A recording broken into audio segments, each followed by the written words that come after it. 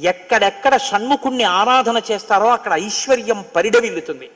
పక్కన ఉన్నటువంటి తమిళ దేశం, ద్రవిడ దేశంలో అంత ఐశ్వర్యం వచ్చింది, అన్ని పరిశ్రమలు వచ్చాయంటే కారణం ఏమిటో తెలుసా అండి? సుబ్రహ్మణ్యారాధన. వాళ్ళు విపరీతమైన సుబ్రహ్మణ్యారాధన చేస్తారు.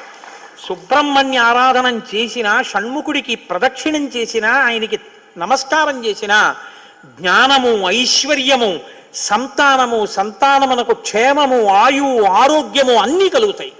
అంత శక్తివంతమైనటువంటి సర్గ ఈ షణ్ముఖోత్పత్తి సర్గ. అందుకే వాల్మీకి మహర్షి ఎప్పుడూ కూడా అసలు ఫలశ్రుతి చెప్పరు. కానీ ఈ షణ్ముఖోత్పత్తి గురించి చెప్పిన తర్వాత, అందుకే షణ్ముఖుడికి ఉన్న గొప్పతనం ఏమిటో తెలుసా అండి? ఆయనకి ఒక గొప్ప విజయాన్ని సాధించాడు షణ్ముఖుడు ఒక్కడే. శైవ కేశవాలు రెండు, శైవ వైష్ణవాలు రెండూ కూడా వియ్య ఉందేట్టు చేశాడు.